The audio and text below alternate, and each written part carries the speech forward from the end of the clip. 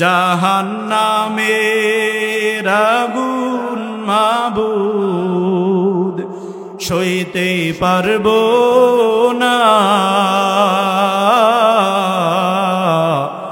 আমল নামাই গুনাহ রাইখা আল্লাহ মরণ দিও না। আল্লাহর কাছে মন খুইলা বলেন, মনে মনে আমার সাথে বলার চেষ্টা করেন, আমিন আমিন বলেন। জাহান্নামের আগুন মাবুদ সইতে পারবো না, আমল নামাই গুনাহ রাইখা আল্লাহ মরণ দিও না। আজরাইল যেদিন ধরা দেবে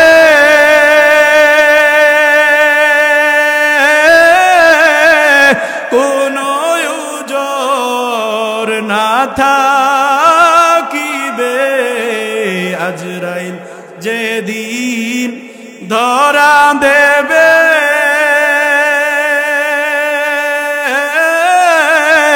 কোনো উজর না চলিবে, প্রাণ পাখি উড়িয়া যাবে, প্রাণ পাখি কারিয়া নেবে, বাধা মানবে না।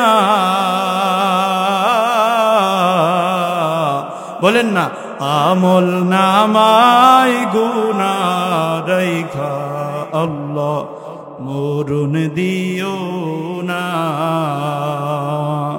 قال النبي صلى الله عليه وسلم تضرعوا وأبكوا فإن السماوات والأرض والشمس والقمر والنجوم يبكون من خشية الله أو كما قال عليه الصلاة والسلام إن الله وملائكته يصلون على النبي يا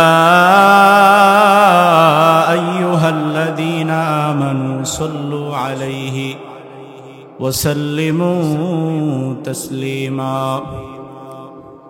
اللهم صل على روح محمد في الأرواح وعلى جسد محمد في الأجساد وعلى قلب محمد في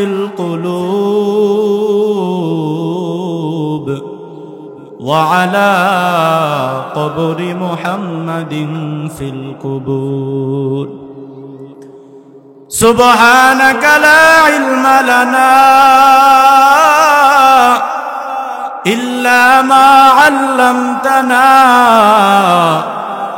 إنك أنت العليم الحكيم اللهم نور قلبي وأطلق لساني وزد قوة حفظي وسمعي وبصري الحمد لله ঐতিহ্যবাহী বিদ্যাকোট গ্রামবাসীর উদ্যোগে 10 দিন ব্যাপী 40তম ঐতিহাসিক পবিত্র তাফসিরুল কোরআন মাহফিলের আজ চতুর্থ দিন।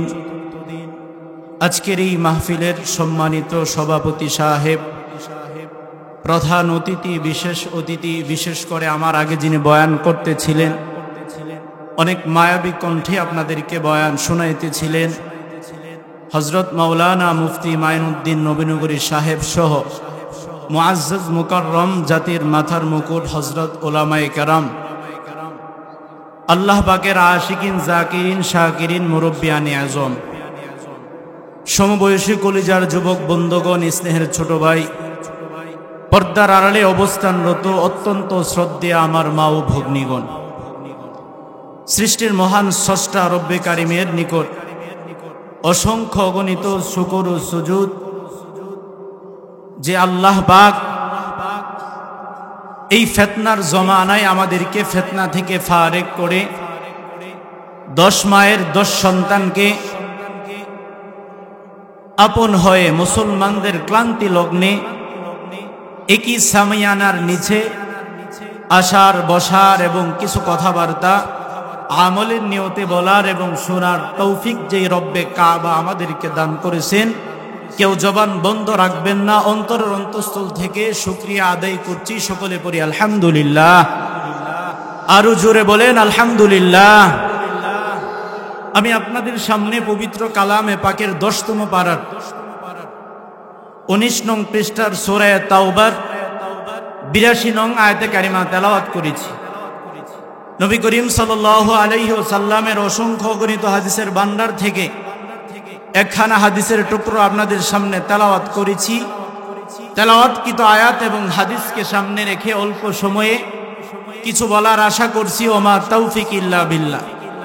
আল্লাহ তাআলা আমাকে যেন এমন কথা আমার জবান থেকে বের করে দেন যেই কথার দ্বারা আমার জন্য ফায়দা হয়, আমরা যারা শুনতেছি আমাদের জন্য ফায়দা হয়। রব্বুল আলামিন তৌফিক দান করুন। সকলে বলুন আমিন। আমরা দুনিয়াতে অনেক বড় বড় আল্লাহওয়ালা বুজুর্গদের কাছ থেকে অথবা ওয়াজের মাঠে ময়দান থেকে আমরা অনেক সময় একটা কথা প্রায় শুনি, যত বেশি কান্না করতে পারো করো, দুনিয়াতে যত কম হাসতে পারো হাসো। আমরা সব সময় শুনে থাকি বেশি করে কাঁদতে হবে এবং কম করে হাসতে হবে। এই কথাটা আপনারা শুনছেন কিনা? কথা বলেন, শুনছেন কিনা? এটা আল্লাহর কোরআনের কথা।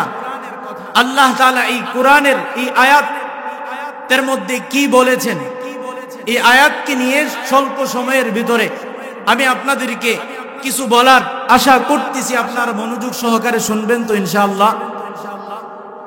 আল্লাহ তাআলা এই আয়াতের মধ্যে বলেন, ফালইয়াদহাকু কলিলাও ওয়ালিয়াবকু কাসীরা জাযাআম বিমা কানু ইয়াকসিবুন। আল্লাহ তাআলার কথা। আল্লাহ তাআলা বলেন, অতএব তারা সামান্য হাসুক, তাদের কৃতকর্মের কারণে তাদেরকে অনেক কাঁদতে হবে। মুফাসসিরিনে কেরাম এই আয়াতের তাফসীর করতে গিয়ে বুঝবার চেষ্টা করবেন মুসলমান। মুফাসসিরিনে কেরাম এই আয়াতের তাফসীর কেমন ভাবে করেছেন, অনেক লম্বা চড়া তাফসীর, শুধু আপনাদেরকে বোঝাবার জন্য অল্প বলার চেষ্টা করব। ইবনে আবি হাতিম বর্ণনা করেছেন, আব্দুল্লাহ ইবনে আব্বাস রাদিয়াল্লাহু তাআলা আনহু এই আয়াতের এই তাফসীর করেছেন। কি তাফসীর? তিনি বলেন, দুনিয়ার জগৎটাই, দুনিয়াটাই অতি সামান্য। বলেন দুনিয়াটা কি অতি? আরো বলেন দুনিয়াটা কি অতি? এই দুনিয়াতে যত মনে চাই, যেভাবেই চাও সেভাবেই হাসতে থাকো, হাসতে পারো। কিন্তু যেদিন দুনিয়া শেষ হয়ে যাবে, দুনিয়া ধ্বংস হয়ে যাবে, কিয়ামত হয়ে যাবে, তখন আল্লাহ পাকের নিকট প্রত্যেকেরই আমাদের উপস্থিত হতে হবে, হাজির হতে হবে। ঠিক কিনা বলেন? আমরা সবাই আল্লাহর কাছে যাব কিনা? তিনি বলেন যে ওই সময় এত পরিমাণ ক্রন্দন করতে হবে, কাঁদতে হবে, যেই ক্রন্দন কোনোদিনও আমাদের শেষ হবে না। বুঝবার চেষ্টা করেন। দুনিয়াতে যা হাসার হাসেন, মরণের পরে তিনি তাফসীর করতে গিয়া তিনি বলেন, আল্লাহর সামনে যেই সময় আমরা দাঁড়িয়ে যাব না, যেই সময় আল্লাহর কাছে আমরা যাব, ওই সময় বান্দাটা এই পরিমাণ কাঁদবে যে তার কান্না কোনোদিনও শেষ হবে না। এই জন্য বুঝবার চেষ্টা করেন। আল্লাহ রাসূল সাল্লাল্লাহু আলাইহি ওয়াসাল্লাম বলেছেন যে দুজুখিরা এত পরিমাণ কান্না করবে, তাদের কান্নার পানি দ্বারা, অশ্রু দ্বারা নদী প্রবাহিত হবে। তারা এত পরিমাণ ক্রন্দন করবে, তারপরেও তাদের চোখের পানি শেষ হয়ে যাবে। আমার নবী বলেন, তাদের চোখ দিয়ে রক্ত আসা শুরু করিয়া দিবে। আল্লাহ রাসূল বলেন, প্রত্যেকটা আল্লাহ রাসূল বলেন দুজুখীদের চেহারার মধ্যে বড় বড় গর্ত হয়ে যাবে। নাউজুবিল্লাহ। এজন্য বলেন দুনিয়াতে কম হাসবো না। দুনিয়াতে আমরা কি কম হাসবো নাকি বেশি হাসবো? বলেন, কথা বলেন, কম হাসবো না বেশি হাসবো? কান্নার দিক দিয়ে কম কাঁদবো না বেশি কাঁদবো? এজন্য বুঝবার চেষ্টা করেন। কিতাবের মধ্যে উদাহরণস্বরূপ কয়েকটা কথা আনছে, ঝর্ণার সাথে আমাদের চুপটারে তুলনা দিছে। একটা ঝর্ণা অনেক সুন্দর, বোঝার চেষ্টা করেন, একটা ঝর্ণা অনেক সুন্দর, কিন্তু ঝর্ণার মধ্যে যদি পানি না থাকে, এটা কি এই ঝর্ণা কি কেউ মূল্যায়ন করবে? কথা বলেন। বুঝাইতে গিয়া আমাদের চুপটারে এইভাবে উদাহরণ দিছে, একজন মুমিন বান্দার চোখে দিয়া যখন পানি আসে না, একজন মুমিন বান্দার চোখ যখন পানিতে ভরপুর থাকে না, তাহলে ওই ঝর্ণার মতো ওই বান্দার চোখটা অর্থহীন, এই চোখের কোনো মূল্য নাই। আরো বলেন যে ঝর্ণার পানি দ্বারা দুনিয়ার বাগান তাজা হয়, আর চোখের পানি দ্বারা আখিরাতের বাগান তাজা হয়। সুবহানাল্লাহ। আরো জোরে বলেন না সুবহানাল্লাহ। আরো বলেন যে ঝর্ণার পানি দ্বারা ফলিত ফসল এটা ক্ষণস্থায়ী, আর চোখের পানির দ্বারা ফলিত ফসল এটা চিরস্থায়ী। আল্লাহ তাআলা আখিরাতে আমাদেরকে দান করবেন। সুবহানাল্লাহ। আর বুঝাইতে গিয়া বলেন ঝর্ণার পানি দ্বারা আমাদের বাহিরের নাপাক দূর হয়ে যায়, আরেকজন মুমিন বান্দার চোখের পানি দ্বারা তার অন্তরের নাপাক, তার অন্তরের ময়লাগুলো দূর হয়ে যায়। আরো জোরে বলেন না সুবহানাল্লাহ। বলা হয়েছে ঝর্ণার পানি দ্বারা মানুষের বাহিরের উজু হয়ে যায়, আরেকজন মুমিন বান্দা বান্দির চোখের পানি দ্বারা তার ভিতরের উজু হয়ে যায়। সুবহানাল্লাহ। আরো বলা হয়েছে ঝর্ণার পানি কিয়ামতের ময়দানে মিজানের পাল্লায় ওঠানো হবে না, একজন মুমিন বান্দা বান্দির চোখের পানি আল্লাহ তাআলা কিয়ামতের দিন আমলনামা পরিমাপের পাল্লায় ওজন করা হবে। সুবহানাল্লাহ। আরো জোরে বলেন না সুবহানাল্লাহ। এই জন্য এই কথার দ্বারা আমরা যতটুকু বুঝলাম, দুনিয়াতে যত বেশি কান্না করা যায় আমাদেরকে কাঁদতে হবে, ঠিক কিনা বলেন? দুনিয়াতে যত কম পারি ততই আমরা কম হাসবো, কেননা মরণের পরে এই রঙ্গরসের দিন, এই দুনিয়া আমাদের জন্য চিরদিন থাকবে না। এই দুনিয়া একদিন শেষ হয়ে যাবে, পরকালে আমাদেরকে রওনা করতে হবে, মালিকের দরবারে আমাদেরকে দাঁড়াইতে হবে। ওই দিন কাঁদতে কাঁদতে প্রত্যেকটা নাফরমানের চোখের পানি শেষ হয়ে এরপরে রক্ত আসা পর্যন্ত শুরু করিয়া দিবে। কি পরিমাণ কাঁদবে। এখন কান্নার কথা বুঝাইতে গিয়ে আপনাদেরকে কয়েকটা কান্নার কথা বলি। দুনিয়াতে সবাই কাঁদে। বলবেন যে হুজুর কেমনে কাঁদে? একজন মানুষ বাপ হারায়া কান্না করে, কিছু মানুষ ব্যবসায় লস হইলে কান্না করে, কিছু মানুষ জমি জামাই লস হইলে তারা কান্না করতে থাকে, কিছু মানুষের কান্না বিরহের কারণে, বিচ্ছেদের কারণে হয়ে থাকে। কান্নার প্রকার বলার উদ্দেশ্য হইল কোন প্রকার কান্নাগুলি আল্লাহর কাছে দামি, কি কান্না কাঁদলে আল্লাহর কাছে আমরা দামি হতে পারবো, এটা বোঝাবার জন্য এই কথাগুলো আনা, এই কথাগুলো বলা। উলামায়ে কেরাম কিতাবের মধ্যে লেখেন কান্নার 5টা প্রকার লেখছেন। বলেন কয়টা প্রকার? কথা বলেন কয়টা প্রকার?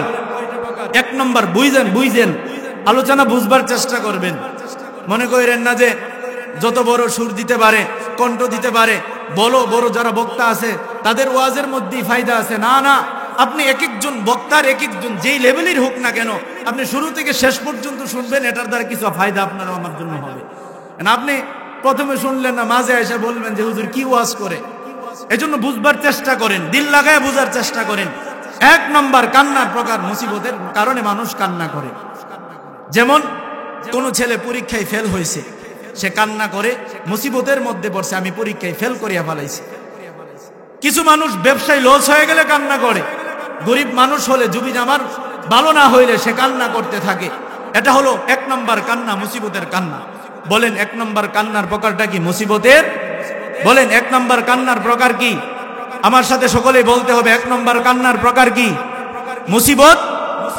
মানুষ যখন মুসিবতে পড়ে তখন কান্না করতে থাকে। 2 নম্বর, এত লম্বা চোরা বলতে পারবো না, শুধু আপনাদেরকে বুঝায়া যায়। 2 নম্বর কান্নার প্রকার হলো বিচ্ছেদের কারণে কারো বিরহে কান্না করে। বলবেন যে হুজুর এটা কেমনে? এখানে যারা আছেন অনেকের হয়তো বা মা চলিয়া গেছে, অনেকের হয়তো বা বাবা চলিয়া গেছে। আপনার মায়ের জন্য, আপনার বাবার জন্য কেউ বলিয়া দিতে হয়েছে না, আরে ভাই আপনার বাবা মারা গেছে আপনি কান্না করেন না, আপনার মা মারা গেছে আপনি কান্না করেন না, অটোমেটিকলি আপনার চোখ দিয়া জোর করে পানি আসতে শুরু করছিল, ঠিক কিনা বলেন?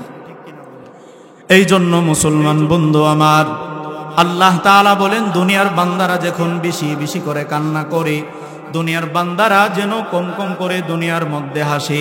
কারণ দুনিয়ার জীবন বান্দাটার চিরদিনের জন্য না, একদিনই দুনিয়ার জমিন শেষ হয়ে যাবে। দুনিয়ার মুসলমান, এরে আল্লাহর গোলাম, বুঝবার চেষ্টা করেন। আল্লাহ বলে বান্দা, আমি আল্লাহর কাছে কান্না করলে আমি আল্লাহ খুশি হয়ে যাই। কান্নার প্রকার বুঝাইতে গিয়ে আপনাদেরকে প্রথম নাম্বারে বলছিলাম মুসিবতের কান্না। এই মুসিবতের কারণে মানুষ অনেক সময় কান্না করতে থাকে। দ্বিতীয় নাম্বার কান্নার প্রকার হলো বিচ্ছেদের কারণে, বিরহের কারণে কান্না করে। দুনিয়াতে কত আল্লাহর মায়ার বান্দা আছে, ওই বান্দাটার যখন মা মরিয়া যায়, ওই বান্দাটার যখন বাবা মরিয়া যায়, তাকে বলিয়া দিতে হয় না ভাই আপনার মা মরিয়া গেছে, ভাইরে আপনার বাবা মরিয়া গেছে। যখন মরণের কথাটা শুনিয়া ফালাই সেই কান্না করতে থাকি। দুনিয়াতে কত আল্লাহর মায়ার বান্দা বান্দির সন্তান যখন মরিয়া যায়, ওই সন্তানের জন্য বলিয়া দিতে হয় না ভাই তোমার তো সন্তান দুনিয়া থেকে বিদায় হয়ে গেছে, তুমি কান্না করতে থাকো। যেই বান্দাটা মারে হারাইছে, যেই বান্দাটা বাবারে হারাইছে, এই বিরহে এই বিচ্ছেদে কেউ বলিয়া দিতে হয় না, এমনিতেই কান্না করতে থাকে, ঠিক কিনা বলে? এজন্য বিরহের কারণে কান্না করা বুঝাবার জন্য বলি। আমরা আমাদের প্রিয়জনদের জন্য কাঁদি। সাহাবাদের অবস্থাটা কেমন হয়েছিল আপনাদেরকে মনে রাখতে হবে। কান্নার 5টা প্রকার। সময় হলে আমি ইনশাআল্লাহ অল্প সময়ে বলার চেষ্টা করব, আর আল্লাহ তৌফিক না দিলে কিছু করার নাই। দ্বিতীয় নাম্বার কান্নার প্রকার বিচ্ছেদের কারণে। আল্লাহ রাসূল যে সময় দুনিয়া থেকে বিদায় হয়েছে, বিচ্ছেদ বিরহটা কি রকম হওয়া উচিত আমাদের বুঝার চেষ্টা করেন। আল্লাহ রাসূলের সাহাবীরা পাগল পারা হয়ে গেছে। বিশেষ করে আল্লাহর নবীর সাহাবী হযরত বেলাল, নাম শুনছেন না আপনারা? এই সাহাবী আল্লাহর রাসূলের মসজিদে নববীর মুয়াজ্জিন যিনি ছিলেন, বেলাল রাদিয়াল্লাহু তাআলা আনহু। আমার নবী যখন ইন্তেকাল করলেন, চলিয়া গেলেন, বেলাল বলে যেই মদিনাতে নবী নাই, এই মদিনাতে বেলাল কখনো আর থাকবে না। যেই মদিনাতে বেলাল, যেই মদিনাতে নবী নাই, এই মদিনাতে বেলাল মসজিদে নববীতে আর কোনোদিন আজান দিবে না। কার জন্যই আজান দিব, কার জন্যই আমি মদিনাতে থাকবো? নবী নাই, আমি বেলালও থাকবো না। বেলাল রাদিয়াল্লাহু তাআলা আনহু বিরহে বিচ্ছেদে সামদেশে চলে গেছেন। সুবহানাল্লাহ, কি পরিমাণ দরদ আমার নবীর জন্য ছিল, বুঝার চেষ্টা করেন। এই জন্য মুসলমান বন্ধু আমার, বেলাল রাদিয়াল্লাহু তাআলা আনহু আমার নবীর জন্য কেমন মায়া, আমার নবীর জন্য কেমন মহাব্বত। আমার নবী যখন দুনিয়ার জমিন ছেড়ে অন্ধকার কবরে, আমার নবী যখন দুনিয়া ছাড়লো, বেলাল বলে যেই মদিনায় আমার নবী নাই, যেই মদিনাতে আমার নবী নাই, আমি বেলাল ওই মদিনাতে থাকবো না। যেই মদিনাতে আমার নবী নাই, এই মদিনার মসজিদের মধ্যে আমি বেলাল আর আজান দিব না। মুসলমান দিলটারে নরম করিয়া শোনার চেষ্টা করে বেলাল রাদিয়াল্লাহু তাআলা আনহু সবকিছু নিয়ে সামদেশের মধ্যে চলে গেল। অনেক দিন হয়ে গেল, হঠাৎ করে আমার নবী বেলালের সাথে ঘুমের ঘরে সাক্ষাৎ হয়ে গেল। সুবহানাল্লাহ, আরো জোরে বলেন না সুবহানাল্লাহ। বেলাল রাদিয়াল্লাহু তাআলা আনহুকে আমার নবী ডাইকা বলতেছে, বেলাল কতদিন হয়েছে মদিনা ছাড়ছো রে বেলাল? আমার নবীকে একটা নজর দেখার জন্য তুমি একবারও গেলা না রে বেলাল? বেলাল কি সমস্যা, তুমি আমার জন্য কেন এমন রাগ করে আছো? বেলাল রাদিয়াল্লাহু তাআলা আনহু যখন স্বপ্নটা দেখলেন, ঘুম থেকে ওঠার পরেই বিবিকে ডাক দিয়া বলছে, রে বিবি, যেই নবী দুনিয়াতে ছিল না, বিরহের কারণে মদিনায় আসছি, সেই নবী ঘুমের ঘরে আমারে বলছে মদিনায় যাওয়ার জন্য। বিবি রে, আমি বেলাল তো আর সামনে থাকতে পারি না, আমার উটনিটারে সাজায়া দাও, আমি আমার নবীর জিয়ারতের জন্য চলিয়া যাইতেছি। সুবহানাল্লাহ। এই দুনিয়ার মুসলমান বন্ধু, বেলাল রাদিয়াল্লাহু তাআলা আনহু রওনা হয়ে গেছেন মদিনার দিকে। বেলাল রাদিয়াল্লাহু তাআলা আনহু যখন মদিনার মধ্যে গেলেন, সাহাবীরা যখন দেখলেন বেলাল রাদিয়াল্লাহু তাআলা আনহুকে, দেখার পরে সাহাবীদের নবীর যুগের কথাটা মনে পড়িয়া গেছে। সুবহানাল্লাহ। সাহাবীরা বেলালকে দেখে নবীর যুগের কথা মনে পড়ে গেছে। তারা চিন্তা করে, আহারে নবীর যুগে বেলাল তো এই মসজিদে নববীর মধ্যে আজান দিত, বেলাল তো চলে আসছে, আমরা আমাদের নবীর যুগের কথাটা আমাদের মনে পড়ে গেছে। সবাই মিলে আবদার করলো, বেলাল তুমি তো আসছো মদিনাতে, তুমি মসজিদে নববীর মধ্যে আজান দাও না, নবীর যুগের আজান আমরা শুনতে চাই। এই আজান শুনলে আমাদের কলিজা ঠান্ডা হবে। এই আজান শুনলে আমাদের ঈমান আরো বেড়ে যাবে, নবীর ভালোবাসা আমাদের প্রতি আমাদের অন্তরের মধ্যে আরো বেড়ে যাবে। বেলাল, তুমি একবার মসজিদে নববীর মধ্যে আজান দাও না। বেলাল বলে, না না, আমি আর আজান দিব না। যেই মদিনাতে নবী নাই সেই মদিনাতে আমি বেলাল আজান দিতে পারবো। এই জন্য মুসলমান বন্ধু আমার, দিলটারে নরম করিয়া করিয়া কথাগুলো বুঝবার চেষ্টা করেন। বিরহটা কেমন বোঝার জন্য বলতেছি। আমার নবীর সাহাবী বেলাল রাদিয়াল্লাহু তাআলা আনহু বলে, সাহাবীরা না, আমি বেলাল আজান দিতে পারবো না। যেই মদিনাতে নবী নাই আমি বেলাল আজান দিতে পারবো না। সর্বশেষে আমার নবীর দুই নাতি হাসান রাদিয়াল্লাহু তাআলা আনহু, হোসেন রাদিয়াল্লাহু তাআলা আনহু বেলাল কি গিয়া ধরছে, বেলাল আপনি আমাদের নানার যুগের মুয়াজ্জিন ছিলেন, আপনি আমাদের নানার যুগে আজান দিতে আমাদেরকে আজান শোনায়া দেন। আমার নবীর সাহাবী বেলাল রাদিয়াল্লাহু তাআলা আনহু নবীর নাতিদের আবদার নাকচ করে দিতে পারলেন না। বেলাল রাদিয়াল্লাহু তাআলা আনহু বললেন, ঠিক আছে আমি আজান দেব। মুসলমান দেখেন আমার নবীর জন্য কেমন মহব্বত আর কেমন ভালোবাসা ছিল। বেলাল যখন মসজিদে নববীর মধ্যে আজান দেওয়া আরম্ভ করছে, মদিনার সাহাবীরা বলতেছে, আমরা তো সেই আজান শুনতেছি যে আজান বেলাল রাদিয়াল্লাহু তাআলা আনহু আমাদের নবীর যুগের মধ্যে দিত।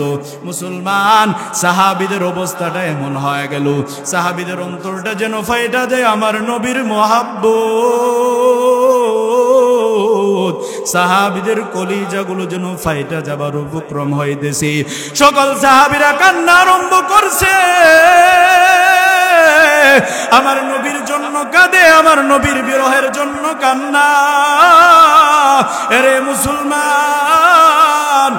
মুসলমান বন্ধু, বুঝবার চেষ্টা করেন। বেলাল রাদিয়াল্লাহু তাআলা আনহুর আজান শুনিয়া মদিনার মহিলারা পর্যন্ত ঘর থেকে মাথার মধ্যে কাপড় দিয়া মসজিদে নববীর মধ্যে চলে আসছে। এক মহিলার কোলে এক বাচ্চা, ছোট বাচ্চা ছিল। ওই বাচ্চাটা মারে ডাইকা বলতেছে, রে মা, বেলাল তো মদিনায় আসছে রে মা, বলো না দিনের নবী কবে মদিনার মধ্যে আসবে? সুবহানাল্লাহ। এই জন্য মুসলমান বেলাল রাদিয়াল্লাহু তাআলা আনহু আজান দিতে আরম্ভ করলেন। আজান দিতেছে, আজান দিতে দিতে বেলাল রাদিয়াল্লাহু তাআলা আনহু যখন আশহাদু আন্না মুহাম্মাদার রাসূলুল্লাহ এই পর্যন্ত বসলেন, বেলাল রাদিয়াল্লাহু তাআলা আনহু আমার নবীর বিরহে, আমার নবীর বিচ্ছেদে, আমার নবীর ভালোবাসায় আর স্থির থাকতে পারলেন না রে মুসলমান। বেলাল রাদিয়াল্লাহু তাআলা আনহু এতটুক আসার পরে জ্ঞান হারায়া মাটির মধ্যে বেহুশ হয়ে পড়ে গেছি। আরে দুনিয়ার মুসলমান, রে বন্ধু, বেলাল রাদিয়াল্লাহু তাআলা আনহু আমার নবীর মহব্বতে মসজিদের মদিনার মাটির মধ্যে লুটে পড়ছে। আমার নবীর কেমন মহব্বত! এরে মুসলমান, বেলাল রাদিয়াল্লাহু তাআলা আনহু যখন মাটিতে বেহুশ হয়ে পড়ে গেছি, মদিনার পুরুষ মহিলারা এমন কান্না আরম্ভ করছে। এরে মুসলমান, পুরাটা মদিনার মধ্যে সুরগুর রটিয়া গেল। সবার কান্নার আওয়াজটা আস্তে আস্তে আরো বাড়তে আরম্ভ করিয়া দিল। বুঝাবার জন্য বলছিলাম, নবীর জন্য সাহাবীদেরও বিচ্ছেদ আসিল, বিরহ আসিল। এই জন্য মুসলমান দ্বিতীয় নাম্বার কান্নার প্রকার হলো মুসিবতের কারণে কান্না করে। এক নম্বর কান্নার প্রকার মুসিবতের কারণে কান্না, দ্বিতীয় নাম্বার কান্নার প্রকার হলো বিরহে বিচ্ছেদে কান্না করে। ঠিক কিনা বলেন? আমরা আমাদের মায়ের জন্য কাঁদি কিনা বলেন? কেউ কি আপনার বইলা দিতে হয় যে আপনি কাঁদেন? দ্বিতীয় নাম্বার কান্নার প্রকার হলো বিরহে বিচ্ছেদে মানুষ কান্না করে। তৃতীয় নাম্বার কান্নার প্রকার হলো কোরআন তেলাওয়াতের সময় কান্না করা। যারা কোরআনের অর্থ বুঝে, যারা কোরআনের মর্ম বুঝে, তারা কোরআনকে সামনে নিয়ে পড়লে, কোরআন পড়তে পড়তে যখন জাহান্নামের আয়াতগুলো চলে আসে, তখন তাদের চোখ দিয়ে অটোমেটিকলি পানি চলে আসে। আল্লাহ রাসূল সাল্লাল্লাহু আলাইহি ওয়াসাল্লাম হাদিসের মধ্যে বলেন, যেই বান্দাটা কোরআন তেলাওয়াতের সময় আল্লাহর ভয়ে কান্না করবে, আল্লাহ তাআলা তার জন্য জান্নাত অবধারিত করে রেখে দিয়েছেন। সুবহানাল্লাহ। আর জোরে বলেন না সুবহানাল্লাহ।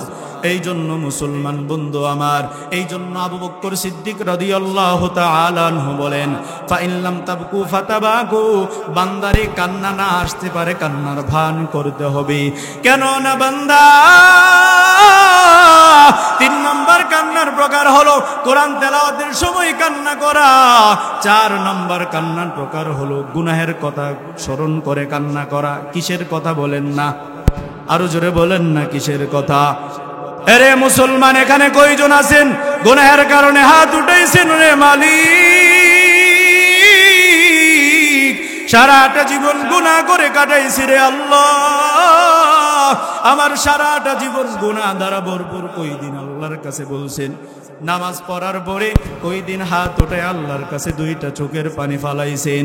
গুনাহের কথা স্মরণ করে কান্না করা, এটা হলো 4 নম্বর কান্নার প্রকার। আল্লাহ রাসূল সাল্লাল্লাহু আলাইহি ওয়াসাল্লাম হাদিসের মধ্যে জানায়া দেন, মান তাযাক্কারা খাতায়াহু ওয়া বাকাত আইনাহু রাদা মিনহুল্লাহ। যেই বান্দাটা গুনাহের কথা স্মরণ করে কাঁদবে, হাত উঠাইবে তাহাজ্জুদের সময়, নামাজের পরে যে কোনো সময় হাত উঠায় চোখের পানি ফালায়া বলবে, আল্লাহ মালিক কত গুনাহ করেছে, আয় আল্লাহ আমাদের গুনাহগুলো মাফ করিয়া দেন। সকলে জোরে একটু ডাক দেন না আল্লাহ, আরো জোরে ডাক দেন না আল্লাহ, মহাব্বত নিয়ে আমার আল্লাহ রে ডাক দেন না আল্লাহ।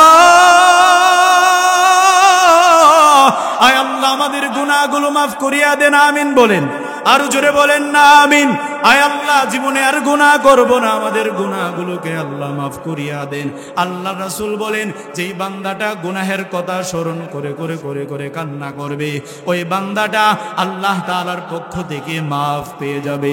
আল্লাহ রাসূল বলেন, যেই বান্দাটার আমার আল্লাহর ভয় নিয়া বান্দাটা কান্না করবে, আল্লাহ রাসূল সাল্লাল্লাহু আলাইহি ওয়াসাল্লাম বলেন, কাঁদতে কাঁদতে ভাসাইতে হবে না, আমার নবী জানায় দিয়ে 1 ফোঁটা চোখের পানি। বলতে গিয়ে আমার নবী বলছেন, কান্নার পরিমাণটা যদি মাছের মাথার সম পরিমাণ হয়, আল্লাহ তাআলা ওই বান্দাটার জন্য জাহান্নামের আগুন হারাম করিয়া দিবেন। সুবহানাল্লাহ। জাহান্নামের আগুন মাবুদ সইতে পারবো না, আমল নামাই গুনাহ রাইখা আল্লাহ মরণ দিও না। আল্লাহর কাছে মন খুইলা বলেন, মনে মনে আমার সাথে বলার চেষ্টা করেন, আমিন আমিন বলেন।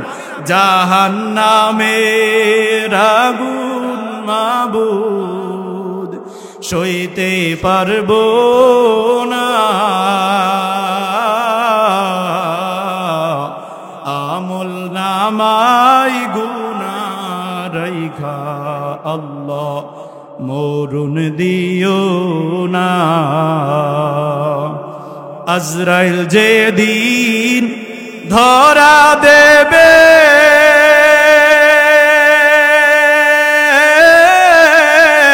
কোনো উজর না থাকিবে, আজরাইল যেদিন ধরা দেবে,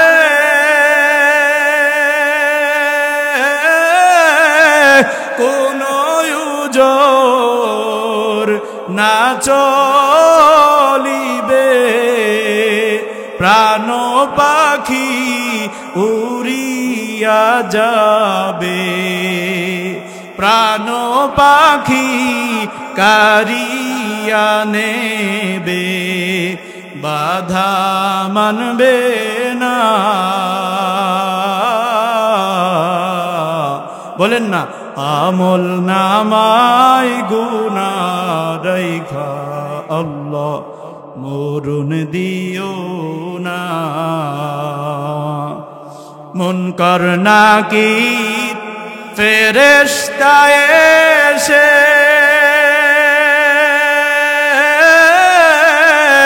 সওয়াল করবে পাশে বসে, মুনকার নাকির ফেরেশতা এসে সওয়াল করবে পাশে বসে, না পারিলে সঠিক জবাব, না পারিলে সঠিক জবাব, উপায় থাকবে না।